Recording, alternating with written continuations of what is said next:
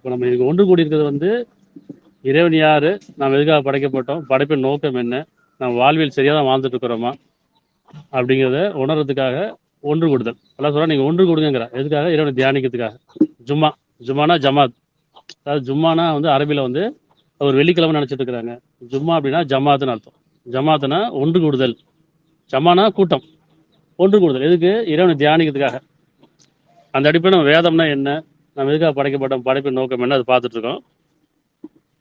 அதுக்கு 62:9-10 நம்பிக்கை கொண்டவர்களே. 62:9-10 நம்பிக்கை கொண்டவர்களே, ஒன்று கூட வேண்டும் என்று தீர்மானித்துக் கொண்ட நாளில் அல்லாவின் மீது உறுதி கொள்ள நீங்கள் அழைக்கப்பட்டால் வியாபாரத்தை விட்டுவிட்டு அல்லாவை தியானிக்க விரைந்து செல்லுங்கள்.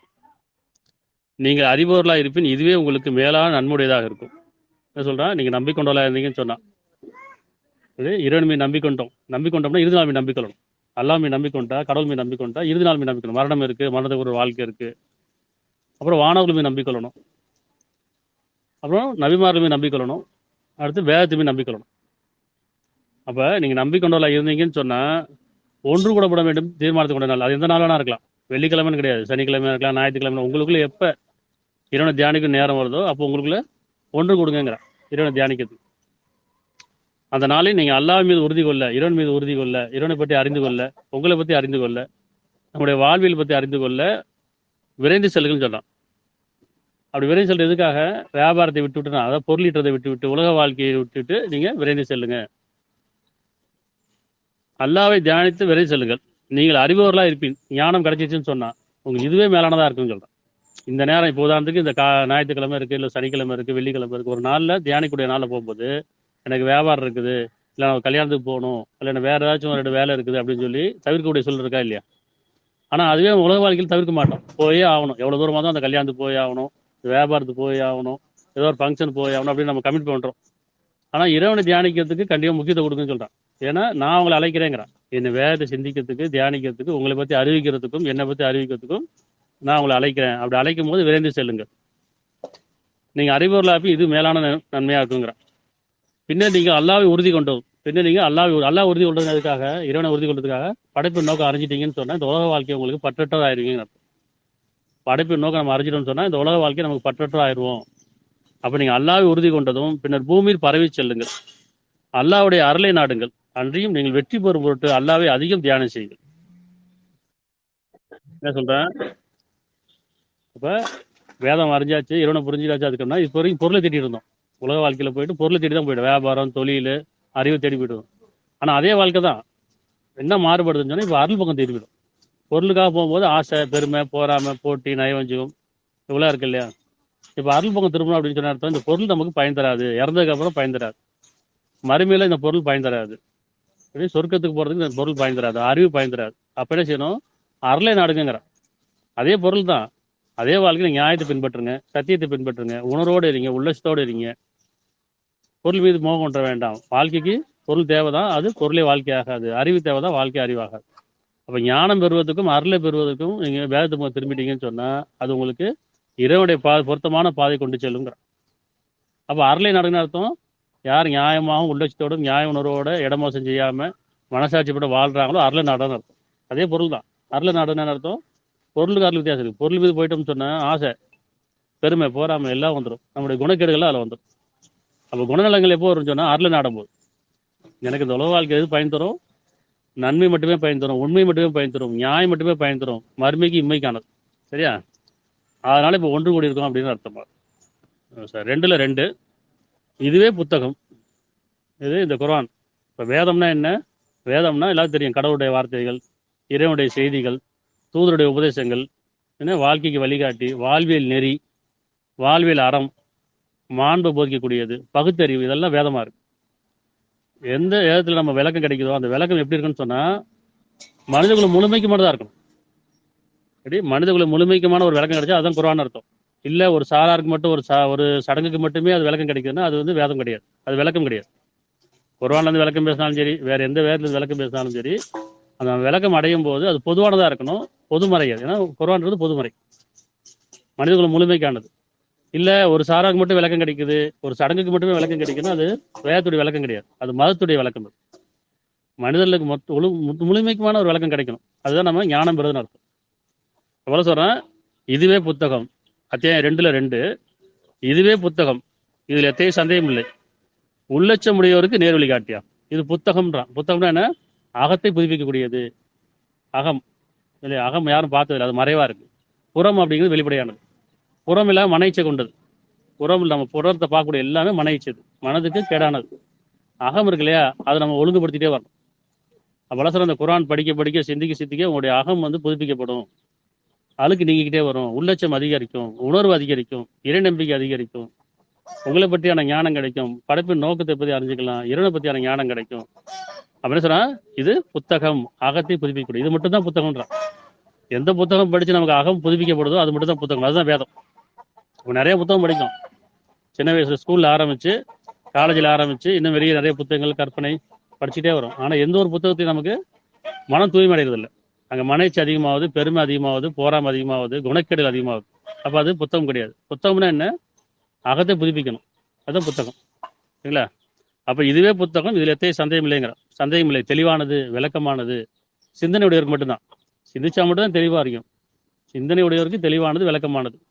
பயபக்தியுடையவருக்கு நேர்வழி காட்டு. யார் பயமும் பக்தியும் கொண்டு பக்தி எல்லாத்தையும் இருக்கு, பயம் இல்லை. பக்தினா என்ன?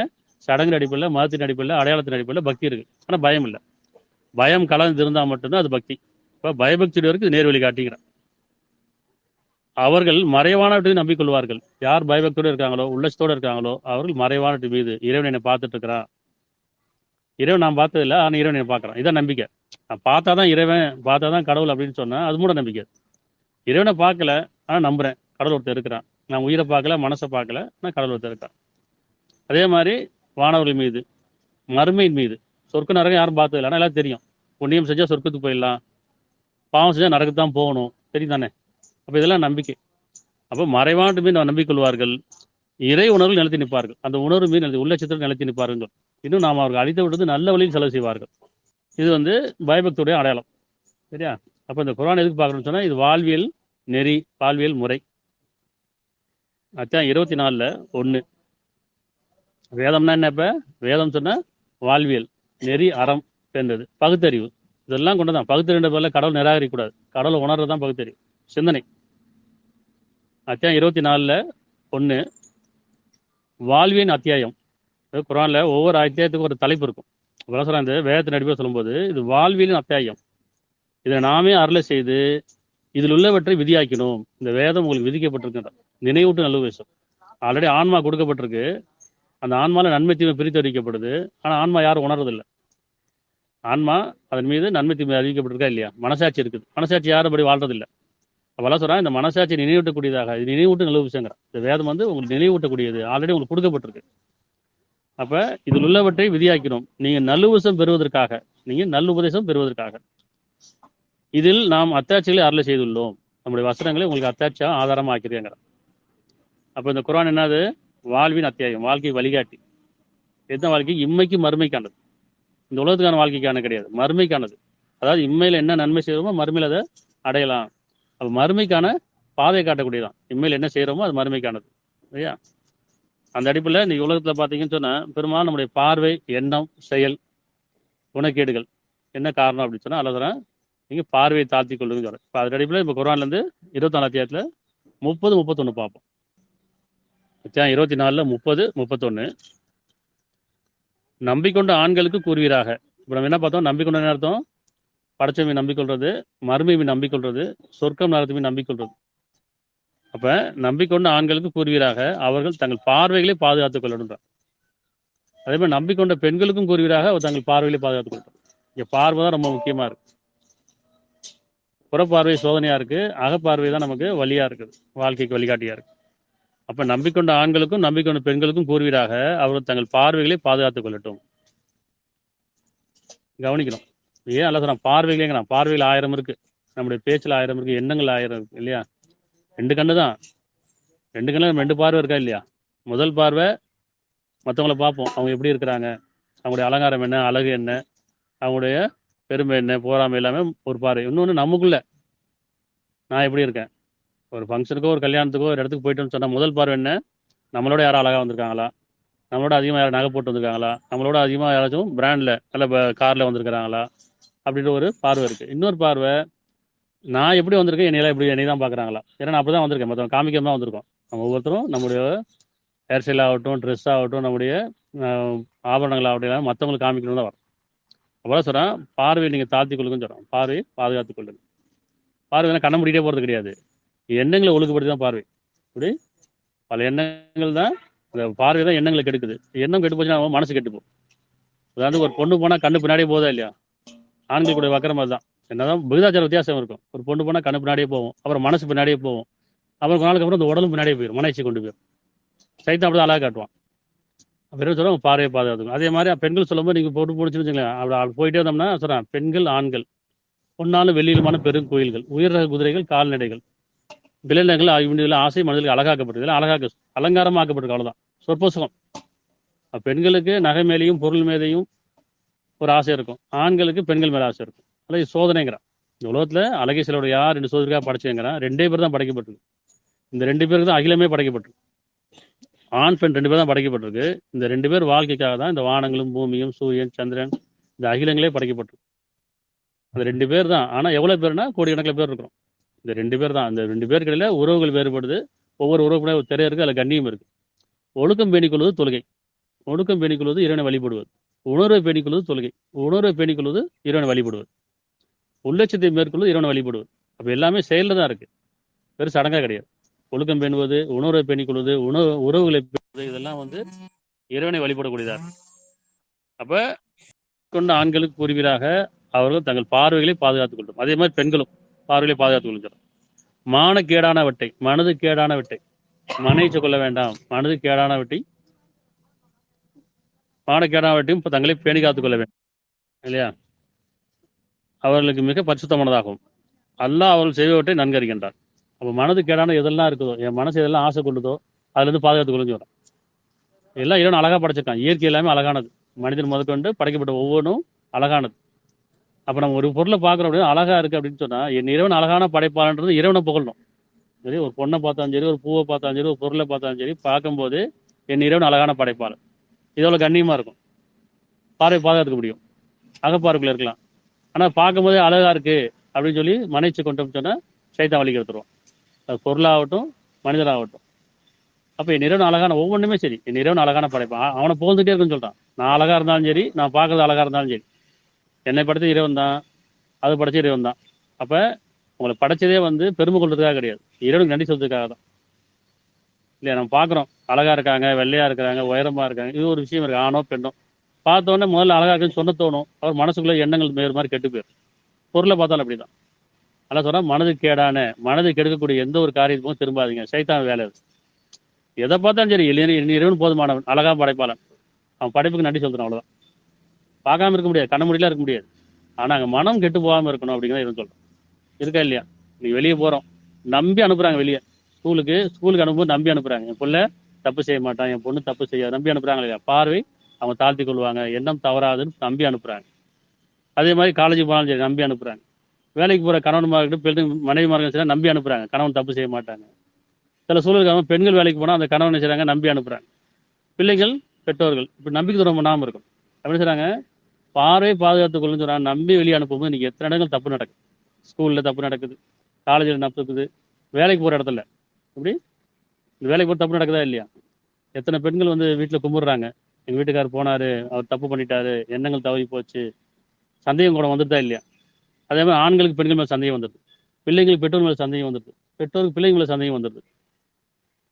அப்போ என் மனைவி தப்பு செய்யாது, என் கணவன் தப்பு செய்ய மாட்டான், என் பிள்ளை தப்பு செய்யாது, என் பெற்றோர் தப்பு செய்ய மாட்டான், அந்த எண்ணம் இருக்கு இல்லையா, அந்த நம்பிக்கை உரிய நம்ம இருக்கமானா இல்லை. அப்போ எண்ணம் கெட்டு போகுது, பார்வை கெட்டு போகுது. அப்போ பார்வை கெட்டு போனால் எண்ணம் கெட்டு போகும், எண்ணம் கெட்டு போனால் மனம் கெட்டு போகும், மனம் கெட்டு போனால் என்ன ஆகும், குடும்பத்தில் பிரச்சனைகளும் சூழலும் மாறி போகுது. அப்போ இறைவன் சொன்னால் உங்கள் பார்வையில பாதுகாத்துக்கொள்ளும். நான் இறைவன் நான் சொன்னா அழகான படைப்பால், உங்கள் படைச்சதே அழகுக்காக இல்லை, என்னை உணர்றதுக்காக தான் இல்லையா. அப்போ நம்பிக்கொண்ட ஆண்களுக்கும் பெண்களுக்கும் பார்வையை பாதுகாத்துக் கொள்ளுன்னு சொல்கிறான். நிச்சயமா உங்களுடைய இறைவன் கண்காணித்துக் கொண்டிருக்கின்றான் என்பதை அறிந்து கொள்ளுங்கள். அத்தியாயம் 89:14, அத்தியாயம் 89:14. நிச்சயமா உங்களுடைய இறைவன் கண்காணித்துக் கொண்டிருக்கின்றான். எப்படி இந்த வேதம் என்ன சொல்லுது? உங்களுடைய இறைவன் கண்காணித்துக் கொண்டிருக்கான், நான் கவனிச்சுட்டே இருக்கேங்கிறான், உற்று நோக்கினா இருக்கேங்கிறான், என்னுடைய பார்வையில் நீங்க தப்ப முடியாதுங்கிறான். அதாவது உங்களுடைய பார்வை அவன் அடையாது, அவனும் எல்லோருடைய பார்வை அடைகிறான். வருங்க இல்லையா? 6:103 பார்வையில் அவனை அடைய முடியாதுங்கிறான். நம்ம இறைவனை பார்க்க முடியாது, இறைவன் நம்மளை பார்த்துக்கிட்டே இருக்கிறான், கவனிச்சுட்டே இருக்கிறான், உற்று நோக்கினா இருக்கிறான். பார்வைனா பார்வை மட்டும் இல்லை, எண்ணங்களையும் சரி, நம்மளுடைய எண்ணங்களையும் அவன் பார்த்துட்டே இருக்கான், கவனிச்சுட்டே இருக்கிறான், உற்று நோக்கினா இருக்கிறான். அப்போ எண்ணங்களை நம்ம பாதுகாக்கணுமா இல்லையா? பார்வை கெட்டு போகுது, எண்ணம் கெட்டு போகுது, மனம் கெட்டு போகுது, மனம் கெட்டு போனால் செயல் கெட்டு போகுது. அப்போ என்ன செய்யணும்? படைக்க நோக்கம் என்ன? அழகிய செயலோட யார்? இந்த அழகிய செயலுக்கு என்ன வேணும்? இப்போ மனம் பாதுகாக்கப்படணும், எண்ணம் பாதுகாக்கப்படணும், பார்வை பாதுகாக்கப்படணும். சரியா? அப்போ நிச்சயமா உன் இறைவன் கண்காணித்துக் கொண்டிருக்கின்றான். அதே நேரத்தில் பார்வை அவனை அடைய முடியாது, அவனே அவனே பார்வையில் அடைகின்றான். அவன் நுட்பமானவன். எத்தனை கோடி மனிதர் தான் சரி, அத்தனை கோடி கண்களுடைய பார்வை அவன் அறிஞனா இருக்கான். நம்ம சொல்றோம்ல, ஒரு பார்வையே சரியில்லை, நம்ம நம்மளே சொல்றோம். ஒரு மனிதன் பார்த்துட்டே இருந்தா அவன் பார்வை சரியில்லைப்பா, அப்படி எண்ணம் வேற மாதிரி இருக்கு, சொல்றோமா இல்லையா? அப்போ ஒரு மனிதனே இன்னொரு மனிதனை பார்த்து அவன் பார்வை சரியில்லைன்னு சொல்றோம். அப்போ இறைவனை செய்யறான், உங்களுடைய ஒவ்வொருத்தருடைய பார்வைக்குள்ள எண்ணங்கள் அறியுறேங்கிறான், எண்ணங்கள் இருக்க கேடு அறியுறேங்கிறான். மனிதன் நான் படைத்தோம், உங்களுடைய மனம் உங்களுடைய என்ன பேசணும் அறிவுங்கிறான். ஒரு பார்வையில உங்க எண்ணம் என்ன பேசிட்டு இருக்கு, உங்க மனசு என்ன பேசிட்டு இருக்கு, அதனால பார்வையை தாழ்த்தி கொள்ளுங்கள். எங்க பார்வை தாழ்த்துது? ரோட்டுக்கு போனாதான் பார்வை இல்லை, வீட்டுக்குள்ளேயே இருக்கு, சைத்தான் உள்ளே இருக்கு, பெரிய டிவி வச்சிருக்கோம், பெரிய பெரிய டிவிலாம் வச்சிருக்கோம். அப்போ அதுக்குள்ள எவ்வளவு பார்வை கெட்டு போகுது, எண்ணம் கெட்டு போகுது. அது ஒரு சூழல் இருந்துச்சு, குடும்பத்தோட பார்க்கக்கூடிய சூழல் இருந்து. இப்போ அப்படி இல்லை, எல்லாம் செல்போன் வந்து தனியாக ரூம் போயிடும், அங்கேயும் பார்வை கெட்டு போகுது. இப்படி அவங்களுக்கு விளம்பரம் வருது, கேடான என்ன விஷயங்கள் வருது. ஆனாலும் பயபக்தி இருக்க மாட்டேது. இறைவன் நம்மளை பார்த்துட்டு இருக்கான் இல்லை? நான் அப்பாட்ட இருந்து மறைஞ்சிக்கலாம், அம்மாட்ட இருந்து மறைஞ்சிக்கலாம், மனைவிட்ட இருந்து மறைச்சிக்கலாம், கரண்ட் இருந்து மறைச்சிக்கலாம், நாமளே மறைச்சிக்கிறோமே தவிர இறைவன் எதையும் மறைக்க முடியாது. எவனை பார்த்து டெலீட் பண்ணிடலாம், எதவனு பார்த்துட்டு நம்ம அதை மறைச்சிக்கலாம். ஆனால் இறைவன் வந்து மறைக்க முடியுமா? மறைக்க முடியாது. இறைவன் சொன்னா நான் கண்காணித்துட்டே இருக்கிறேன், கவனிச்சுக்கிட்டே இருக்கிறேன், உற்று நோக்கினா இருக்கேன், என் பார்வையில் நீங்கள் தப்ப முடியாது, நான் பார்க்குறது உங்களுக்கு தெரியாது, ஆனால் நான் பார்த்துட்டே இருக்கிறேன். இப்போ பார்வை என்னை அடையாது, ஆனால் உங்களுடைய பார்வை நான் அடைஞ்சிட்டே இருக்கேன். எத்தனை கோடி மனிதன் அத்தனை பேர் பார்வையும் என்கிட்ட இருக்கு இல்லையா? 40:19 அத்தியாயம் 40:19 கண்கள் செய்யும் மோசத்தையும் நெஞ்சங்களை மறைத்து வைப்பதை அவன் அறிகிறான். கண்கள் செய்யும் மோசத்தையும் நெஞ்சங்களை மறைத்து வைப்பதையும் அவன் நன்கறிகிறாங்க. கண்கள் மோசம் செய்யுதுங்கிறான். உன் கண்கள் மோசம் செய்யுது, நெஞ்சங்கள் உங்களுக்கு மோசம் செய்யுது. கணவன் மனைவிகளில் சமாதானம் இல்லை, ஒற்றுமை இல்லை, சந்தேகம் வந்துருச்சுன்னா அவ்வளோதான், அந்த குடும்பம் வீணா போயிடும். பெற்றோர் பிள்ளைகளில் சந்தேகம் வந்துச்சுன்னா அந்த உறவு வீணா போயிடும். நண்பர் கடையில், முதலாளி தொழிலாளி கடையில் இப்போ சந்தேகம் ஒன்று வந்துருச்சுன்னா அப்போவே அந்த உறவுகளும் சரி, அந்த நட்பும் சரி, எல்லாமே வீணா போயிடும். அப்பெல்லாம் சொல்கிறேன், உங்கள் கண்கள் செய்யும் மோசத்தை நான் அறிஞ்சனா இருக்கேங்கிறான். அவன் நினச்சிட்டு இருப்போம் நல்லா தான் பேசிட்டு இருக்காங்க, அண்ணன் தம்பியாக பழகிட்டு இருக்காங்க, ஏன்னா பார்த்தோன்னா அக்கா அக்கா அண்ணன் அண்ணன் பேசுகிறாங்க. ஒரு ஆண் பெண் பேசும்போது இருக்கலாம், ஒருத்தர் நல்ல எண்ணம் இருக்கலாம், ஆனால் இன்னொருத்த அந்த கெட்ட எண்ணம் இருக்கலாம். ஒருத்தவங்க நல்ல எண்ணத்தோட பேசலாம், இன்னொருத்தர் கெட்ட எண்ணம் இருக்கலாம். பார்க்குறவங்க பார்வை அப்படி தான் இருக்கும். அப்போ என்ன சொல்கிறேன், நீங்கள் பாருங்க, பழகுங்க, பேசுங்க, இல்லை தப்பு இல்லை, எதையும் பாருங்க, ஆசை வந்து விருப்பம் கொள்ளுங்க, அழகான படைப்பாளன்னு சொல்லுங்க, ஆனால் இச்சை கொண்டு வேண்டாம். உங்களுடைய லெவலில் இருங்க. உங்களுக்கு ஒரு திரை இருக்குது, அந்த திரையை மறைச்சிடாங்க. இப்படி உங்கள் திரையை விளைக்கிறாதீங்க, ஆடை விளைக்கிறாதீங்க, அசிங்கமாயிரும். ஆடைன்னா என்ன?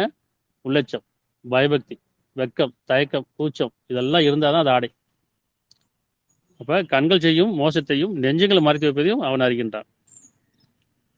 அத்தியாயம் 7:26 அத்தியாயம் 7:26 ஆதமுடைய மக்களே. இந்த வார்த்தை ஒரு வசனம் படிக்கும் போதெல்லாம் நம்ம நிறுத்திட்டு தான் படிக்கணும். ஆதமுடைய மக்கள் ஏன்னு சொல்கிறான்? மனிதர்கள் தான் ஆதமுடைய மக்களேன்னு சொல்கிறான். சரி, ஆதமுடைய மக்களே, மெய்யாகவே நாம் உங்களுக்கு உங்களுடைய மனதை பாதுகாத்துக் கொள்ளவும் உங்களுடைய அழகுக்காகவும் ஆடையை அணித்துள்ளோம். மனிதனுக்கு மட்டும்தான் ஆடை. அது ஆதமுடைய மக்கள் அர்த்தம், எந்த உயிரினத்துக்கு கிடையாது. நீங்கள் மனிதர்களாக இருக்கீங்க, ஆதமுடைய மக்கள் உங்களுக்கு தான் ஆடை கொடுத்துருங்கிறான். எல்லா உயிரினங்களும் நிர்வாணமாக தான் இருக்குது, ஆனால் அது அசிங்கமாக தெரியலையே, அது இயற்கை அப்படித்தானே. இறைவன் அப்படி தான் அழகாக படைச்சிருக்கான், அதுக்கு ஆடை தேவை கிடையாது. ஆனால் மனிதன் அப்படி கிடையாது. மனிதனை நிர்வாணமாக படைச்சிட்டு ஆடை ஒன்று கொடுத்துருக்கான். அந்த ஆடைக்குள்ள என்ன இருக்குது? உங்களுடைய அழகும் இருக்குது. ஆள் பாதை ஆடை பாதை அந்த காலத்தில் சொல்லுவாங்க, அது வேற. ஆனால் இன்னைக்கு ஆள் பாதை ஆடை பாதி வேற. சரி, அந்த காலத்து பெரியவங்க சொல்லும்போது ஆள் பாதி ஆடை பாதினா உங்களுடைய ஆடை தான் உங்களை கண்ணியமாக வச்சுன்னு சொல்லுவாங்க. ஆனால் இன்னைக்கு அதே ஆள் பாதி ஆடை பாதி அசிங்கமாகி போச்சு. அப்போ என்ன சொல்கிறாங்க, ஆடை உங்களுக்கு கொடுக்கப்பட்டு உங்களை மறைச்சுக்கொள்ளுக்கு தான், வெளிப்படுத்துக்காக கிடையாது. ஆடைங்கிறது உங்களை மறைத்துக்கொள்ள, யாரும் உங்களை பார்க்கக்கூடாது, உங்களை கண்ணியப்படுத்திக்குங்க. ஆனால் இன்னைக்கு போடுற ஆடைலாம் எப்படி இருக்குது? என்னை 4 பேர் பார்க்கணும், இப்படி என்னை பார்க்கணுன்றதுக்காக தான் ஆடை போடுறோமா இல்லையா? அதுக்கான மாடர்ன் ட்ரெஸ்ஸு, அதுக்கான டிசைனாக வாங்கி கலராக வாங்கி எப்படி அலங்காரப்படுத்தி நீ அதான் சொல்கிறேன், உங்களை நீங்கள் மறைத்துக் கொள்ளுங்கன்னு சொல்கிறேன். அது கண்ணியமானது. உங்களை வெளிப்படுத்திக்க வேணாம்னு சொல்கிறேன். அப்போ ஆடை மறைத்துக் கொள்றதை வெளிப்படுத்த நம்ம எப்படி போடுறோம் ஒவ்வொருத்தரும் தெரியும். நான் ஒரு ட்ரெஸ்ஸு போட்டால் 4 பேர் பார்க்கணும், அப்படி தானே? அப்போ 4 பேர் பார்க்கணும். எங்கே இருக்கும் அர்த்தம்? தெருவில் இருக்குன்னு அர்த்தம். வீட்டுக்குள்ளே இருந்தால் யாரும் பார்க்க மாட்டாங்க, வெளியே போனால் பார்ப்பாங்க. அப்போ நீங்கள் எல்லாமே பிராண்டு. இப்படி நீங்கள் ஹேர் ஸ்டைல் ஆகட்டும், ட்ரெஸ்ஸிங் ஆகட்டும், ஷூ ஆகட்டும், எது எடுத்தாலும் பிராண்டு. ஏன்னா 4 பேர் காட்டணும். 4 பேர் காட்டுறதுக்காக போகிற ஆடை கிடையாது. உங்களுக்கு போடக்கூடிய ஆடை, உங்களை மறைத்துக்கொள்ள, உங்களுக்கு கண்ணியப்படுத்திக்கொள்ள ஆடை தான் ஆடை. அந்த ஆடையில் என்ன இருக்கும்? உள்ளச்சம். சொல்கிறேன், பயபக்தன் ஆடை சிறந்ததுங்கிறான். தக்வா. எது பயபக்தி? பயபக்தியில் என்ன இருக்கும்? வெக்கம், கூச்சம், தயக்கம், சூடு, சோழனை, இது எல்லாமே இருக்கணும். அப்படிதான் இருக்கும். குழந்தை பிறந்து கொஞ்சம் வளரும் போதே பார்த்தீங்கன்னா வெக்கம் இருக்கும், தயக்கம் இருக்கும், கூச்சம் இருக்கும், எல்லாமே இருக்கும். நம்ம தானே செய்வோம், கூச்சப்படக்கூடாது, தயக்கப்படக்கூடாது, என்ன பயப்படக்கூடாது, இப்படி சொல்லி சொல்லி செய்வோம். அதெல்லாம் எடுத்துரும், அந்த ஆடை நீக்கிடும். அப்புறம் அந்த ஆடையெல்லாம் அலங்காரமாக இருக்கும். மேலாட ஆடை. நல்லா சொல்கிறா, உங்களுக்குள்ள ஆடை எப்படி இருக்கணும்? தக்குவா என்ற ஆடை இருந்தால், உள்ளச்சம் இருக்க ஆடை இருந்தால் மட்டும்தான் உங்களை ஆடை வந்து கண்ணியமாக இருக்குங்க. ஆதமுடைய மக்களே, மெய்யாகவே நாம் உங்களுக்கு உங்களுடைய மனதை பாதுகாத்துக் கொள்ளலாம். உங்கள் மனதின் அர்த்தம் உங்களை மட்டும் இல்லை, பிறருடைய மனதை பாதுகாக்கக்கூடியதா. நம்ம போடுற ஆடை பிறர் மனசை கெடுத்துடக்கூடாது. பிறர் போடுற ஆடை நம்ம மனசை கெடுத்துடக்கூடாது, இல்லையா? அப்போ உங்களுக்கு மனதை பாதுகாத்துக் கொள்ளவும் உங்களுடைய அழகுக்காகவும் ஆடை அணிவித்துடும். எனினும் பயபக்தன் ஆடை சிறந்தது. பயபக்தி இருக்கான்னு பார்க்கணும். பயபக்தன அந்த வெக்கம், தயக்கம், கூச்சம் எல்லாமே இருக்கணும். இது அல்லாவின் அடையாளம் உள்ளதாகுங்கிறான். பயபக்தி தான் அல்லாவுடைய அடையாளம், நம்ம காமிச்சிக்கிற அடையாளம் கிடையாது. ஒவ்வொருத்தரும் அவங்களுடைய மதத்தினருக்கு ஒரு ஆடை போட்டுக்கிட்டு, இது நான் ஒரு முஸ்லீமா இருக்கேன், நான் இந்துவா இருக்கேன், நான் கிறிஸ்தவனா இருக்கேன்னு சொல்லி ஆடை கடவுள். அந்த ஆடை இல்லை சொல்லுது. உள்ளுக்குள்ள இருக்க உள்ளச்சம், அவன் மனசை தான் பார்க்குறேங்கிறான். அப்படி மனசை உருவத்தை பார்க்கல. ஏன்னா உருவமற்றவன், உணர்வானவன், உள்ளச்சத்துக்குரியவன். அப்போ அந்த ஆடை, உள்ளச்சம் என்ற ஆடை அல்லா பார்க்குறேங்க. இது அல்லாவின் அடையாளம். நீங்கள் நல்லுணர்வு பெறுவீர்களாகுங்கிற. நல்லுணர்வு பெறுவங்க, இல்லையா? இதுக்கு ஒரு உதாரணம் பார்த்தீங்கன்னா, யூசுனுடைய வரலாறுல வந்து நல்ல உதாரணம் இருக்கும். அத்தியாயம் 12 அத்தியாயத்தில் யூசுனுடைய வரலாறு ஒரு எப்படி ஒழுக்கத்தை பேணிக்கணும் அப்படிங்கிறதுக்கு, மனதை எப்படி பாதுகாத்துக்கணுங்கிறது பெரிய ஒரு அத்தாட்சி இருக்குது. அது நீங்கள் முழுசாக படித்தா தெரியும். நான் ஒரு சுருக்கமாக சொல்லிடுறேன். யூசுப் நபி எப்படிப்பட்டவங்கன்னு சொன்னால், அப்படியே ஒரு அழகு. எப்படின்னா, ஒரு வானவர் யாரும் பார்த்ததில்ல. அப்போ மனிதனை தாண்டி ஒரு அழகு இருக்குன்னு சொல்லி செய்கிறாங்க, பார்க்குறாங்க. ஒரு வானவராக போகிறோன்ற அளவுக்கு இருக்கும். அப்போ அவங்க சிறு வயதுலேயே என்ன செய்கிறாங்க, அவங்க வீட்டை விட்டு வெளியேற்றப்படுறாங்க சில சதியின் காரணமாக. அப்புறம் ஒரு அரசர்கிட்ட போய் வளர்றாங்க. அந்த எந்த வீட்டில் வளர்றாங்களோ அந்த வீட்டுடைய பெண்களே அவங்க மேலே ஆசை வைக்கிறாங்க. இதே விஷயம் ஒரு சுருக்கமாக சொல்கிறேன், நீங்கள் படிங்க. எந்த வீட்டில் அவங்க வளர்க்கப்படுறாங்களோ அந்த வீட்டில் பெண்களாலேயே அவங்க ஆசை கொள்ளப்படுறாங்க. அப்போ அவங்க என்ன செய்கிறாங்க, அதுக்கு இணங்க மாட்டேங்கிறாங்க. அவங்க திருப்பி அவங்க என்ன செய்கிறாங்க, அதை வந்து இணங்க வைக்கிறதுக்காக அவங்க முயற்சி பண்ணும்போது அவர் தன்னை பாதுகாத்துக்காக அல்லாட்ட பிரார்த்தனை பண்ணுறார். இறைவனே, இந்த சதியிலேருந்து என்னை பாதுகாத்துக்கணும் பிரார்த்தனை வைக்கும்போது, அப்போது அன்றைக்கி வீட்டில் யாருமே இல்லை, அரண்மனையில் யாருமே கிடையாது. அப்போ என்ன செய்யலாம், அந்த பெண்மணி அந்த யூசுப் நபிக்கிட்ட வந்து தன்னை இணங்குமாறு அப்படின்னு சொல்லி ஆசைக்கு இணங்குமாறு வற்புறுத்தும் போது என்ன 2 பேரும் முந்திக்கிறாங்க. அப்படி அப்போ அவரை தப்பிச்சு ஓடுறதுக்காக வாசல் பக்கம் ஓடுறாரு. கதவை திறந்து வெளியே ஓடுறதுக்காக வாசல் பக்கம் ஓடும்போது இந்த பெண்மணி போய் என்ன செய்றாங்க, சட்டையை பிடிச்சி இழுக்கிறாங்க. இழுக்கும்போது சட்டை கிழிஞ்சிடும், பின்னாடி போய் கிழிஞ்சிடும். அந்த நேரம் கதவை திறந்துடுறாங்க. அந்த நேரத்தில் அவர் அரசனும் அவங்க வீட்டுக்காரர் அவருடைய கணவனும் வந்துடுறாங்க, உறவுக்காரன் வந்துடுறாங்க. உடனே அந்த பெண்மணி என்ன செய்றாங்க, மாற்றி சொல்லிடுறாங்க. யார் இல்லாத நேரத்தில் இந்த மாதிரி யூசுப் பண்ணி வந்து தராமல் நடந்துக்கிட்டாரு அப்படின்னு சொல்கிறாங்க. அப்படி தோணும், ஒரு பெண்மணி சொல்றதான் தோணும். ஆனால் அங்கே என்ன நினைக்கிறாங்க, நிதானமாக அந்த அரசர் கேட்குறாரு, உறவு காட்டு எங்கே தப்பு நடந்துச்சுன்னு கேட்குறாரு. அவர் உறவு சொல்றாரு, யூசுப்புடைய முன்பக்கம் கிழிஞ்சிருந்தா இவர் தப்பு செஞ்சிருக்காரு. முன்பக்கம் அந்த சட்டை கிழிஞ்சிருந்தா அவர் தப்பு செஞ்சிருக்காரு. பின்பக்கம் தெரிஞ்சா உங்களுடைய மனைவி தான் தப்பு செஞ்சிருக்காங்கன்னு சொல்றேன். அப்போ பாருங்க எப்படி ஒரு ஞானம் பாருங்க. அப்போ அவர் பார்க்குறாரு, அந்த கணவன் பார்க்குறாரு, ஆமாம் பின்பக்கம் கிழிஞ்சிருக்கு. ஏன்னா இவர் தப்பிச்சு வரும்போது பின்னாடி தான் இழுத்துருக்கிறாங்க. அப்போ அதை உணர்ந்த அரசர் என்ன சொல்றாரு, சரி யூசுஃபே இது மட்டும் நீங்கள் விட்டுருங்க, அல்லாக்காக விட்டுருங்க. அதை மனைவி சொல்றாரு, உன் தவறுக்காக மன்னிப்பு கேளுங்கிறார். இருந்தாலும் பல சூழ்நிலைகள் எப்படி அது வந்து உறவு அந்த ஊரெல்லாம் தெரிஞ்சு போகுது, ஆசை வச்சிருக்காங்கன்னு சொல்லி தப்பாக பேசிக்கிறாங்க. இது உதாரணம் சொல்கிறேன், எவ்வளோ ஒரு கண்ணியமாக இருந்தாருன்னு பாரு. அப்படி இருக்கும்போது அந்த ஊரெல்லாம் தெரிஞ்சு பெண்கள்லாம் பேசிப்பாங்கல்ல, அக்கம்பக்கத்தில் பெண்கள்லாம் பேசிப்பாங்க. ஏன்னா ஒரு விஷயம்னா அப்படியே பரவி போயிட்டு இருக்கும் இல்லையா. அப்படி பேசும்போது இந்த அரசிக்கு வந்துடுது, காதுக்கு வருது, உங்களை பற்றிலாம் ஊரில் இப்படி பேசிக்கிறாங்க. அப்போ என்ன செய்றாங்க, நெருக்கமான யாரெல்லாம் பேசிட்டாங்கன்னு அவங்களெல்லாம் விருந்து கலைக்கிறாங்க. விருந்து கலைச்சு எல்லாத்தையும் உட்கார வச்சு அந்த விருந்துக்கு என்ன செய்றாங்க, யூசுப் என்ன செய்றாங்க, அவங்களெல்லாம் போய் விருந்து பரிமாறுங்கிறார். அவர் அதே மாதிரி பரிமாறும் போது எல்லாருமே மயங்கிடுறாங்க. எப்படி அந்த எல்லா பெண்களுமே, ஓ இவர் வந்து மனிதரே கிடையாது, இவர் வானவராக இருப்பாரோ அப்படி அந்த அழகுல அப்படி மயங்கிடுறாங்க. அவங்களும் தீங்கிழிச்சுக்கிறாங்க, மனம் கெட்டு போகுது. அப்பதான் அந்த அரசி சொல்றாங்க, நீங்க யாரை பத்தி என்ன நீங்க வந்து தவறா பேசுனீங்களோ அவர் தான் இவருங்கிறார். இப்படி நீங்க என்னைக்கோ ஒரு நாள் வந்து இருந்து நீங்களே இப்படி அந்த அழகுல வாங்கிட்டீங்க, நான் வீட்டிலேயே இருக்கிறேன் அப்படின்னு சொல்லி என்னுடைய மனம் தவறிடுச்சு அப்படிங்கிறது தான் குற்றத்தை ஒப்புக்கிறாங்க. ஆனாலும் அவங்க வந்து என்ன செய்றாங்க, அந்த விட மாட்டேங்குது. இன்னமும் அந்த யூசுப் அந்த நபி வந்து இணங்கலேன்னு சொன்னா அப்படின்னு சொல்லி அவங்க என்ன செய்ய வக்கரம் வைக்கிறாங்க. அப்பதான் அவர் பிரார்த்தனை பண்றாரு இறைவன்ட்ட, இறைவனே நான் இங்க இருக்கிறத விட ஒரு சிறைச்சாலைக்கு போறதே மேலானதுன்னு பாருங்க எப்படி ஒரு விஷயமா இருக்கு. ஒரு அரண்மனையில் இருக்கிறத விட நான் சிறைச்சாலைக்கு போறதே மேலானதுன்னு பிரார்த்தனை வைக்கிறாரு. அதே மாதிரி அவரு தெரிஞ்சும் நன்மையும் தெரிஞ்சும் அந்த அரசர் அவரை கொஞ்ச நாள் சிறையில் வைக்கிறார். அப்போ அவர் என்ன பிரார்த்தனை பண்றாருன்னா, பாண்டில் 53 இதை நான் சுருக்கமாக சொல்லியிருக்கேன். நீங்கள் படிக்கும்போது சிந்தனைக்கு வரும். ஏன்னா ஒரு ஒழுக்கத்தை எப்படி பேணிக்கணும், எவ்வளோ பெரிய வந்து ஒரு அரசனாக இருந்தாலும் ஒரு செல்வமாக இருந்தாலும் அழகு இருந்தாலும் நம்ம எதுலையுமே மனம் தவறக்கூடாதுங்கிறதுக்கு இவர் ஒரு முன்மாதிரி. அன்றியும் நான் என் மனதை பாவத்தை விட்டும் பரிசுத்தமாக்கி விட்டதாக இல்லை.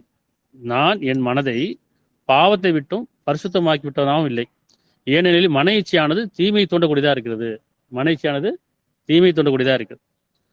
என் இறைவன் அருள் புரிந்தால் அன்றி நிச்சயமா என் இறைவன் மிக்க மன்னிப்பவன் அருளுடையவன். இறைவன்கிட்ட பாதுகாத்துனா தர கிடையாது. அந்த மன இச்சையை பாதுகாக்கிறதுக்கு வெளியே போறோம், 4 இடம் போறோம் அப்படின்னா முதல்ல என்ன செய்யணும், வீட்டு வெளியே போகும்போது என் இறைவனை சிறந்த மேல் நுழைய செய்வாயாக, சிறந்த மேல் வெளிப்படுத்துவாயாக, சிறந்த மேல் நுழைய பிரார்த்தனையோட போகணும். எல்லாத்தும் ஆணாகட்டும் பெண்ணாகட்டும். ஏன்னா வெளியே போகும்போது பார்வை கெட்டு போயிடும், எண்ணம் கெட்டு போயிடும், சைத்த அழகா காட்டுவான். அவனோட வேலையா தானே. அவனோட வேலை என்னன்னு சொன்னா குணக்கேடுகளை உருவாக்கணும், இறைவனுக்கு இணை வைக்கணும், மானக்கேடான காரியங்களை செய்யணும் அப்படின்னு அவனுடைய வேலை. அப்போ வெளியே போகும்போது என்ன செய்யணும், 17 இருக்க மாதிரி சிறந்த முறையில் வெளிப்படுத்துவாயாக இறைவனை, சிறந்த முறையில் நுழை செய்வாயாக, முன்பொருத்தும் ஆற்றலை கொண்டு எனக்கு உதவி செய்வாயாக. இப்போ நம்மளை பாதுகாத்துக்காக 2 உதவி தரணும் இல்லையா. அந்த மனமானது நமக்கு மனம் வந்து மன இச்சையை தூண்டக்கூடியதாக இருக்குது. அங்கே அந்த வாக்கியம் சொல்லுது. அப்புறம் இரண்ட பாதுகாப்பு ஆண்டு இரண்டு உதவி இல்லாமல் நம்ம பாதுகாக்க முடியாது. அப்போ காலை எழுந்திரிச்சும் சரி, ராத்திரி படுக்கவும் சரி, அந்த மனசுல இரண்டே என்னை பாதுகாத்துக்கூடியவனே. ஏன்னா ஆண் பெண் 2 பேர் தான், ஆனால் நிறைய பேர் இருக்கிறோம். ஒவ்வொரு உறுப்பினர் திரை இருக்குது, அதில் கண்ணியம் இருக்குது. அந்த கண்ணியத்தை பேணிக்கொள்றது தான் நீங்கள் உணர்வை பேணிக்கொள்றது தான் இறைவனை வழிபடுறது. அப்போ நம்பிக்கொண்ட ஆண்களுக்கு பெண் குருவியாக அவன் பார்வையை பாதுகாத்துக் கொள்ளட்டும். வெளியே போகும்போது நம்பி அனுப்புகிறாங்களா, நம்பிக்கை துடம் பண்ணாதீங்க. ஸ்கூலுக்கு போனாலும் சரி, காலேஜுக்கு போனாலும் சரி, வேலைக்கு போனாலும் சரி, வெளியே எங்கே போனாலும் சரி, என்னுடைய மகன் தப்பு செய்ய மாட்டான், என் பெண் தப்பு செய்யாது, என் மனைவி தப்பு செய்ய மாட்டான், கணவன் தப்பு செய்ய மாட்டான், என்னுடைய உறவு தப்பு செய்ய நம்பி அனுப்பும்போது அந்த உறவுக்கு என்ன செய்யுங்க, துரோகம் பண்ணாதீங்க. பார்வை தாழ்த்தி கொள்ளுங்கள். ஆணோ பெண்ணோ 2 பேருமே தான். ஏன்னா உலகத்தில் இதுதான் சோதனையே. பெண்கள் ஆண்கள் பொன்னாலும் வெளியிடமான பெரும் கோயில்கள், உயர்ந்த குதிரைகள், கால்நடைகள், விலங்குகள் ஆகியவற்றின் மேல் ஆசை மனதிலுக்கு அலங்காரமாக்கப்பட்டு அவ்வளவுதான். இது சோதனை தான். இந்த உலகத்தில் எல்லாமே மன இச்சை தான். அகப்பாறையில் வாழ்ந்தா தவிர நமக்கு இந்த மன இச்சையிலிருந்து விலக முடியாது. அகப்பாறை என்ன, நல்லா நம்மளை பார்த்துட்டே இருக்கான், கவனிச்சுட்டே இருக்கான், உற்று நோக்கினா இருக்கான், அவன் பார்வையிலும் தப்ப முடியாது அப்படி எண்ணம் எப்பயுமே இருக்கும். 41 20 21 22 41 20 இறுதியில் அவர்கள் தவணை அடையும் போது, இறுதியில் உங்களுடைய தவணை அடையும் போது சொல்றான். இறுதியில உங்களுடைய தவணை அடையும் போது உங்களுக்கு இந்த குர்ஆன்ல எப்படி இருக்கு அப்படியே படிக்கூடாது, சிந்தனையோட படிக்கணும், நமக்கு உணர்வா நெருக்கமா படிக்கணும். இப்போ அதில் எப்படி போட்டிருக்குன்னா, இறுதியில் அவர்கள் தவணை அடையும் போது அவர்களுக்கு எதிராக அவருடைய காதுகளும் அவருடைய கண்களும் அவருடைய தோள்களும் அவை செய்து கொண்டு பற்றி சாட்சி கூறும். இது யாரு சொல்றான், இறைவன் தூதர்கிட்ட சொல்றான். தூதர் வந்து மனிதர்கிட்ட சொல்றாங்க. இப்போ நம்ம எப்படி படிக்கணும் அப்படின்னா, இறுதியில் உங்களுடைய தவணை அடையும் போது உங்களுக்கு எதிராக உங்களுடைய காதுகளும் உங்களுடைய கண்களும் உங்களுடைய தோள்களும் அவை செய்து கொண்டபடி சாட்சி கூறுங்க. நீங்க என்ன செய்து கொண்டீங்க அது சாட்சி கூறும். யாருமே பார்க்கல, வீட்டில் என்னை யாருமே பார்க்கல, நான் ஒரு தவறு செய்யறேன் அப்படின்னா இறைவன் சொல்ல, நான் பார்த்துட்டு இருக்கேன்ப்பா. இப்படி நம்ம சிசிடிவி கேமரா வச்சிருக்கோம், எல்லா இடமும் வச்சிருக்கோம் இல்லையா, ஒரு பயம் இருக்குல்ல. அப்போ நம்ம உறுப்புகள்லாம் சிசிடிவி கேமரா தான். நம்முடைய கண்ணாகட்டும், நம்முடைய காதாகட்டும், நம்மளுடைய தோலாகட்டும், நம்ம நாவாகட்டும், எல்லாமே இறைவனுடைய சிசிடிவி கேமரா. இதுல தப்பிக்க முடியாது. எப்படியே கண்ணுக்கு தெரியாம நம்ம எதையும் பார்க்க முடியாது. கண்ணு முடியாத பார்க்க முடியுமா, பார்க்க முடியாது. அப்போ கண்ணுக்கு தெரியாம எதுவும் பார்க்க முடியாது, வாய் மூடிட்டு நம்ம பேச முடியாது, காதை பற்றி நம்ம எதையும் கேட்கவும் முடியாது, கைகளை கட்டி எதுவும் செய்ய முடியாது. அப்போ சொல்ற, இது ஒவ்வொன்றுமே உங்களுக்கு நினைச்சிட்டு இருக்கீங்க, இது என்னுடையது, நான் சாட்சிக்காக வச்சிருக்கேங்கிறான். எப்படி இறுதியில் உங்களுடைய தவணை அடையும் போது உங்களுக்கு எதிராக உங்களுடைய காதுகளும், நீங்க எதெல்லாம் கேட்டீங்க, நல்லது கேட்டீங்களா, கெட்டது கேட்டீங்களா, புறம் பேசுறது கேட்டீங்களா, உண்மை கேட்டீங்களா, நன்மை கேட்டீங்களா, இப்படி உங்களுடைய காதுகளும் உங்களுடைய கண்களும் நீங்க எதெல்லாம் பார்த்தீங்க, உங்கள் தோள்களும் எதெல்லாம் நீங்க அனுபவிச்சீங்க, அவை செய்து கொண்டதை பற்றி சாட்சி கூறும். வேற சாட்சி வேற எங்கேயுமே தேவையில்லை. நமக்கிட்டே தான் இருக்கு. என் கண்ணாச்சு, என் கையாச்சு, என் காதாச்சுலாம் கிடையாது. உங்களுக்கு கிடையாது. எல்லாமே அமானிதமாக கொடுக்கப்படும் இல்லையா? அவர் தம் தோள்களை நோக்கி அவர்கள் தம் தோள்களை நோக்கி எங்களுக்கு எதிராக நீங்கள் சாட்சி கூறுகிறீர்களே என்று கேட்பார்கள். அந்த நாளில் என்ன கேட்பாங்க? எங்களுக்கு எதிராக நீங்கள் சொல்லுவோம் இல்லையா, என் கூடவே இருந்து குழி பறிக்கிறியப்பான்னு சொல்லுவோம்ல, அந்த மாதிரி தம் தோள்களை நோக்கி எங்களுக்கு எதிராக நீங்கள் சாட்சி கூறுகிறீர்களே என்று கேட்பார்கள். அதற்கு அவை எல்லா பொருட்களையும் பேசும்படி செய்யும், அல்லாவே எங்களுக்கு பேசும்படி செய்தான். இப்ப பேசல, இப்ப கண்ணு பேசுதா பேசல, காது பேசுதா பேசல, ஆனா எல்லாமே கேட்குது பாக்குது. ஆனா அந்த நாள் இதெல்லாம் பேச ஆரம்பிக்குங்கிறான். ஆனா மனசாட்சி நம்ம பேசத்தானே செய்யுது. நீ தவறு பண்ற, கெட்டது கேட்கிற, கெட்டது பாக்குற, மனசாட்சி பேசத்தான் செய்யுது. நம்ம என்ன செய்யறோம்? அந்த மனசாட்சி மீறி வரம் மீறிடுறோம். அப்ப அவை எல்லா பொருட்களையும் பேசும்படி செய்யும், அல்லாவே எங்களை பேசும்படி செய்தான். அவன் தான் எங்களை முதலில் படைத்தான், பின்னர் நீங்கள் அவனமே கொண்டு வரப்படுகிறேன்னு கூறும். உங்களுடைய காதுகளும் உங்களுடைய கண்களும் உங்கள் தோள்களும் உங்களுக்கு எதிராக சாட்சி சொல்லாதிருக்கும் பொருட்டு உங்களை நீங்கள் மறைத்துக் கொள்ளவில்லைங்கிறான், மறைச்சு கொள்ள முடியாதுங்கிறான்.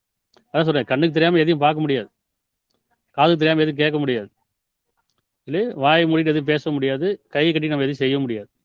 அப்ப எல்லாம் எல்லாமே நம்ம கூடயே தான் இருக்கு. அப்ப சொல்றேன், உங்களுடைய காதுகளும் உங்களுடைய கண்களும் உங்களுடைய தோள்களும் உங்களுக்கு எதிராக சாட்சி சொல்லாத இருக்கும் பொருட்டு உங்களை நீங்களே மறைத்துக் கொள்ளவில்லை. அன்றையும் நீங்கள் செய்து கொண்டதை பற்றி மிகுதமானதை நிச்சயமா அல்லாஹ் அறிய மாட்டான் என்று நீங்க எண்ணிக்கொண்டிருந்தீர்கள். அல்லாஹ் என்னது? அல்லாஹ் பார்த்துட்டா இருக்கான். அப்படி நினைக்குமா இல்லையா? அவன் எங்கேயும் மேல இருக்கான். எல்லாம் சொல்ல உங்களோட தான் இருக்குங்கிறான். நீங்க 2 பேரும் தான் 3ஆவது ஆளா இருக்கேன், 3 பேரும் தான் 4ஆவது ஆளா இருக்கேன், தனித்து தான் உங்களோட தான் இருக்கேங்க. அவன் சொல்லுவாங்களே எல்லா பொருளுமா இருக்காங்கிறான், எல்லா பொருளும் இருக்கேங்கிறான், எல்லாம் அறிஞ்சவனா இருக்கிறான், அவங்க மறைஞ்சது எதுவுமே கிடையாதுங்கிறான். அப்படி எப்படி நான் தனியா இருக்கேன்னு நினைச்சுக்கிறோம்? நம்ம நினைக்கூடாது, நம்ம தனியா இருக்கேன்னு நினைக்க கூடாது. ஒரு பயம் வரும்போது நான் தனியா இருக்கேன்னு பயப்படுறோம், ஒரு செயல் செய்யும்போது நான் தனியா இருக்கேன்னு பயப்படுறோமா? இறைவன் நம்ம கூட இருக்கானா இல்லையா? அப்ப இறைவன் நம்மோடு இருக்கிறான், அவனுக்கு நம்ம மறைக்கலைங்கிற விஷயத்தை நம்ம புரிஞ்சுக்கணும். அதனால உதாரணம் பார்த்தீங்கன்னா, ஒவ்வொரு நபியும் உங்களுக்கு முன்மாறிங்கிறான், ஒவ்வொரு நபியும் ஒரு முன்மாறி. அப்ப நபி உங்களுக்கு முன்மாறியா இருக்காரு அப்படின் போது அத்தியாயம் 33 32 33 நபியுடைய மனைவி உங்களுடைய தாய்மாரா இருக்காங்கிறான். எப்படி உங்க நபி உங்களுக்கு முன்மாறியா இருக்காரோ பெண்களுக்கு நபியுடைய மனைவி உங்களுக்கு தாய்மாரா இருக்காங்க. சரியா? பெண்களுக்கும் ஆண்களுக்கும் சரி. அப்போ உங்களுக்கு முன்மாறியா இருக்காங்க. இப்போ என்ன சொல்றேன்னா, நபியின் மனைவிகளே நீங்கள் பெண்களில் மற்ற பெண்களை போல அல்ல. நபியின் மனைவிகளே பெண்களில் மற்ற பெண்களை போல அல்ல. நீங்கள் இறைச்சத்தோடு இருக்க விரும்பினால் பேச்சு நளினம் காட்டாதீங்க. யார்ட்டையுமே பேச்சு நளினம் காட்டாதீர்கள். ஏனெனில் எவன் இதயத்தில் நோய் இருக்கிறதோ அவன் ஆசை கொள்வான். நீங்கள் நல்ல பேச்சே பேசுங்க. ஆண்கள்கிட்ட பேசும்போது பேச்சை நளினம் காட்டாதீங்கிறான். நபியுடைய மனைக்கு மட்டும் இல்லை, நம்பி கொண்டவங்களும் சேர்த்தான். பேச்சு நளினம் காட்டும் போது அங்கே வக்கரம் வந்துடுது, ஆசை கொள்வான், மனைச்சை கொள்றான்னு சொல்றாங்க. பேசும்போது கரெக்டாக பேசுங்க, வேணுங்கிறது மட்டும் பேசுங்க, தேவைக்கு மட்டும் பேசுங்க. இல்லையா? நான் சொல்றேன், நீங்கள் இறைச்சத்தோடு இருக்க விரும்பினால் பேச்சு நளினம் காட்டாதீர்கள். ஏனெனில் எவன் இதயத்தில் நோய் இருக்கிறதோ அவன் ஆசை கொள்வான். இன்னும் நீங்க நல்ல பேச்சே பேசுங்க, உண்மையை பேசுங்க, நன்மையை பேசுங்க. சொல்லுவாங்களே டபுள் மீனிங்ல பேசுறாருப்பா, பார்வை சரியில்லை, அவன் பேச்சும் பார்வையும் சரியில்லை, அவன் எண்ணம் சரியில்லை சொல்றாங்களா இல்லையா? அப்ப பேசும் மாதிரி செய்யணும், கவனமா இருக்கீங்க. பெண்கள்கிட்ட சொல்றான் நளினம் காட்டாதீங்க. ஏன்னா ஆணுடைய வக்கரம் பெண்களுடைய பலகீனம் 2 பேர். அது கீழே நீங்கள் உங்கள் வீடுகளே தங்குங்கிறான். உங்க வீடுகளே வீடு தான் பாதுகாப்பானது, உங்க வீடுகளே தங்குங்கள், அது வீடு பாதுகாப்பானது. முன்பு போல நீங்கள் அறிவில்லாமல் திரிந்து கொண்டுதான் இருந்தீர்கள். இறைவனுக்கு உறுதியாக வழிபட்டு தூய்மைக்கானதை கொடுத்து வாருங்கள். அல்லாஹ்வுக்கும் அவன் தூதருக்கும் கீழ்ப்படியுங்கள். வீட்டுடையவர்கள், பெண்கள் வீட்டுடையவர்கள், ஆண்கள் தான் அவங்க தேவை அது பெண்களுக்கு தேவையானது, மனைவிக்கு பிள்ளைக்கு செய்ய வேண்டியதெல்லாம் ஆண்களுடைய வேலை. பெண்கள் அந்த கணவனும் பிள்ளைகளையும் பாதுகாக்க வேண்டியது பெண்களுடைய வேலை. அப்ப யார் வீட்டுடையவர்கள்? பெண்கள் வீட்டுடையவர்கள். அப்ப வீட்டுடையவர்களே உங்களை விட்டும் அசுத்தங்களை நீக்கி உங்களை தூய்மையாக்கவே அல்லாஹ் நாடுகிறான். ஆகவே நீங்க வீடுகளே தங்குங்க.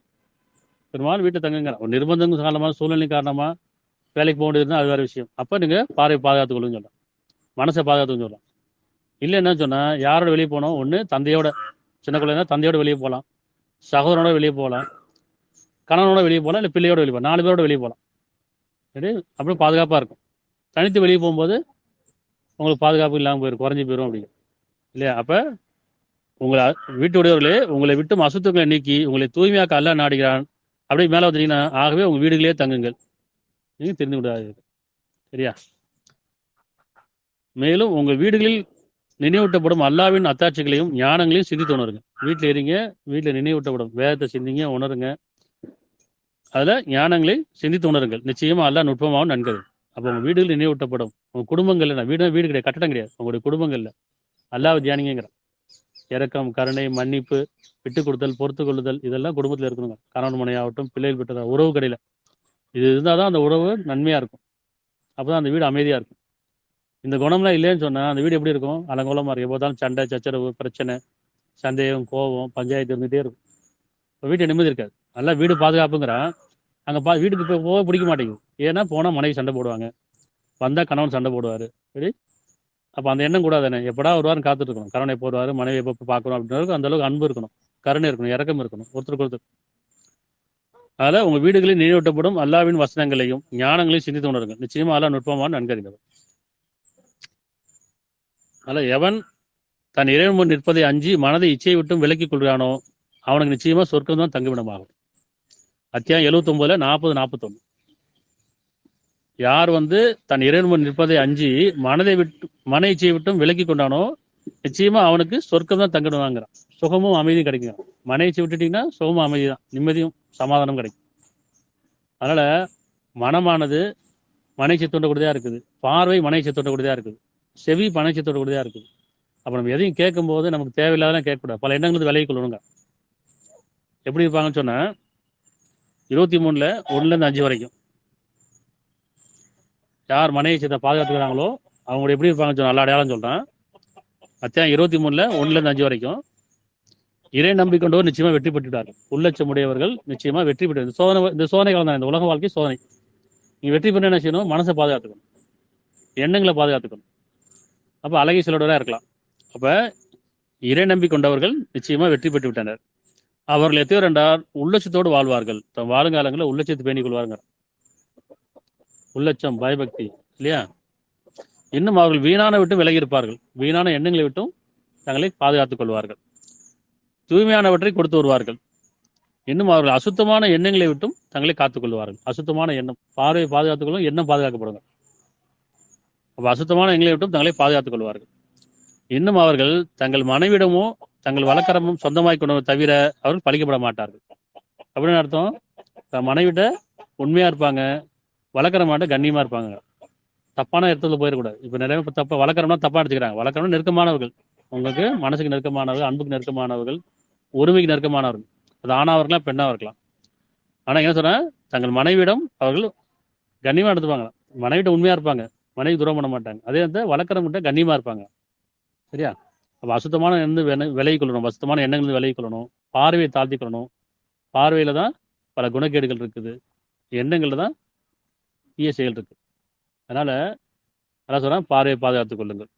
எங்கேருந்து இருக்கு? நம்ம வீட்டில் டிவியில இருக்கு, கையில செல்போன்ல இருக்குது, இன்னும் வெளியே போனால் புறப்பார்வையில் இருக்குது. இவ்வளவு நம்ம பாதுகாக்கப்படும். இது சோதனை கிளம்பு. அவ்வளோதான், இந்த உலக வாழ்க்கை சோதனை கிளம்பு. அதனால அகப்பார்வையோட இருந்தோம்னு சொன்னா புறப்பார்வை தவிர்த்துக்கலாம்.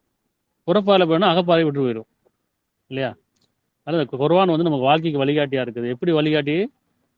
குர்ஆனை வெறும் ஓதிட்டே போகக்கூடாது. எப்படி வெறும் ஓதிட்டே போனால், புரியாத பாஷை ஓதிட்டே போனால் நன்மை கிடைக்காது, புண்ணியம் கிடைக்காது. இப்போ சொல்லுவாங்கல்ல, இப்போ ஒரு சின்ன உதாரணம் எடுத்துங்களேன். அரிசி சாப்பிட்றது நன்மையா தீமையா அப்படின்னு கேட்போம். கோதுமை சாப்பிட்றது நன்மையா தீமையானா, அரிசி சாப்பிட்டாலும் என்ன செய்யும்? உயிருக்கு ஆபத்து. கோதுமை சாப்பிட்டா உயிருக்கு ஆபத்து. என்ன செய்யறத பக்குவப்படுத்தணும். அரிசியை பக்குவப்படுத்தி வேக வச்சு சாப்பிடணும். அப்படியே சாப்பிட்டா உயிருக்கு ஆபத்து தானே. கோதுமை அப்படியே சாப்பிட முடியாது. அதை என்ன செய்யணும்? மாவாட்டியோ இல்லை ரவையாக்கியோ சாப்பிடணும். அதே மாதிரி வெஜ்ஜு நான்வெஜ் இருக்கு. வெஜ்ஜு சாப்பிட்டாலும் நான்வெஜ் சாப்பிட்டாலும் உடலுக்கு கேடு. அதே செய்யணும், பக்குவப்படுத்தி வேக வச்சு சாப்பிடணும். அப்படி சாப்பிட முடியாதுல்ல. அந்த மாதிரி குர்ஆனை படிக்கும்போது சிந்தித்து உணர்ந்து அதில் பக்குவப்பட்டு நாம வாழ்க்கை வழிமுறை நெறிபெறப்படணுமே தவிர வெறுமனே ஓதிக்கிட்டே போகிற சடங்கு, அதில் எந்த புண்ணியமும் கிடையாது. யாருக்கு வேதம் கிடைக்கப்பட்டு அப்படி வாழ வழி அவர் கழுதையை போட்டு வச்சுறான். ஏடு சமூக கழுதைங்கிறான். அப்படின்னு அர்த்தம், கழுதை என்ன தெரியாது, அது என்ன சமூகமே தெரியாது. அழுக்கு மூட்டையா, தங்க மூட்டையா, வைர மூட்டையாலாம் தெரியாது. மூட்டையை சுமந்துட்டே போகும். அப்புறம் சொன்ன, யார் வேதம் கிடைக்கப்பட்டு அதன்படி வாழவில்லையோ, அதுபடி நடக்கவில்லையோ, அவர் ஏடு சுகமும் கழுதை போட்டுங்கிறான். அப்போ சிந்தித்து உணர்ந்தா மட்டும்தான் இந்த வேதம் நமக்கு தெளிவடையும், புரியும். நான் சொல்லிட்டே இருப்பாங்க, ஒரு எழுத்துக்கு 10 நன்மை, 2 எழுத்துக்கு 10 நன்மை. நன்மையெல்லாம் கிடையவே கிடையாது. எப்படி ஏட்டு சுரக்காய் கருக்கு உதவான்னு சொல்லுவாங்களா இல்லையா? என்ன செய்யணும்? விலையை வச்சு ஆக்கி சாப்பிடவே தவிர வெறும் போட்டோவில் பார்த்துட்டு இது கறி செய்ய முடியாது. இப்போ குர்ஆனை படித்து சிந்திக்காமல் உணராமல் வாழ முடியாது. தெளிவு கிடைக்காது, விளக்கம் கிடைக்காது. குர்ஆன் சிந்தனைக்குரியது, மனிதன் சிந்தனைக்குரியவன். இன்னைக்கு என்ன பார்த்தோம் அப்படின்னா, குர்ஆனில் நமக்கு வாழ்வியல் எப்படி கிடைக்குதுன்னா, பார்வை தாழ்த்துக்கான ஞானம் என்ன உள்ள செய்யணும். இப்போலேருந்து நம்ம வெளியே போகும்போதெல்லாம் எல்லாட்டும் பாதுகாத்து, இந்த பார்வையை பாதுகாத்துக்கூடியவனே. கண்ணை மூடிட்டே போக முடியாது, ஆனால் பார்வையை பாதுகாத்துக்கணும். பார்க்க தான் செய்கிறோம். அழகான படைப்பாளன். அழகா பார்த்தோமா, ஒரு பெண்ணை அழகா பார்த்தோமா, இன்னொன்று அழகா ஆணை பார்த்தோமா அழகான படைப்பாளன், ஒரு பூவை பார்த்தோமா அழகான படைப்பாளன், அப்படின்னு நல்லா நமக்கு திரும்பிடணும். இறைவன் அழகா படைச்சிருக்கான் இல்லையா? அதில் போராம கொள்றதோ மனைச்சு கூடாது. இந்த உலக வாழ்க்கை எல்லாமே மனைச்சிக்கானது தான். அகப்பாறையில் இருந்தால் மட்டும் தான் மனைச்சிலிருந்து தவிக்கப்படும். அதனால இறைவனே எங்களையும் என் குடும்பத்தாரையும் சந்ததிகளையும் நம்பிக்கொண்ட ஆண்களையும் பெண்களையும் இந்த மனையை சேர்ந்து பாதுகாத்துக் கொள்வாயாக. அத்தியாயம் 25-74. அவர்கள் உள்ளச்சமுடையவர்கள், மனைச்சியிலிருந்து பாதுகாத்துக் கொள்வர்கள், பல எண்ணங்களிலிருந்து விலையை கொண்டவர்கள் என்ன சொல்லுவாங்க அப்படின்னா, பிரார்த்தனை எப்படி இருக்குன்னா, அவர்கள் எங்கள் இறைவனே எங்கள் மனைவிடத்திலும் எங்கள் சந்தையிடத்திலும் இருந்து எங்களுக்கு கண்குளிர்ச்சி அளிப்பாயாக. மனக்குளிர்ச்சி, கண்குளிர்ச்சி என்ன? அகப்பார்வை. அது பெண்கள் பணமும் எப்படி பார்த்துக்கலாம்? எப்படி? எங்கள் இறைவனே எங்கள் கனவிடத்திலும் எங்களுடைய சந்தேகத்தும் கண்குளிர்ச்சி அளிப்பாய். ஒவ்வொருத்தரும் பிரார்த்தனை அமைஞ்சு மாற்றிக்க வேண்டியது. வெறும் கணவன் ஆணுக்கு மட்டும் கிடையாது, பெண்ணுக்கு தான். அப்போ அவர்கள் எங்கள் இறைவனே எங்கள் மனைவிடத்திலும் எங்கள் சந்தேகத்திலும் இருந்து எங்களுக்கு கண்குளிர்ச்சி அளிப்பாயாக. இன்னும் பயபக்தியுடன் எங்களை வழிகாட்டியாக, சாட்சியாளர் ஆக்கி இருந்தால் இப்படி இருக்கணும்ப்பா, உள்ளச்சம்னா இப்படி இருக்கணும்ப்பா, இப்படி அடையாளம் காட்டுறதில்லை, உணர்வும் வாழ்க்கையும். பயபக்தியுடன் எங்களை வழிகாட்டி ஆக்குவாயாக என்று பிரார்த்தனை செய்வார்கள். அப்புறம் பிரார்த்தனை அதுவாக இருக்கும், எங்களே பயபக்தியுடன் எங்களை முன்மாறி ஆக்கி இறைவனே, சாட்சியாளர், உண்மைக்கு சாட்சியாளர், ஒழுக்கத்துக்கு சாட்சியா, நன்மைக்கு சாட்சியா, பணிவுக்கு சாட்சியா, பயபக்திக்கு சாட்சியா எங்களையும் என் குடும்பத்தாரையும் சந்தையும் ஆக்கி வைப்பாயா. இன்னும் இந்த வேதத்தின் சாட்சியங்களை ஆக்கி வைப்பாயா. எல்லா புகழும் அல்லாஹ்வுக்குரியது.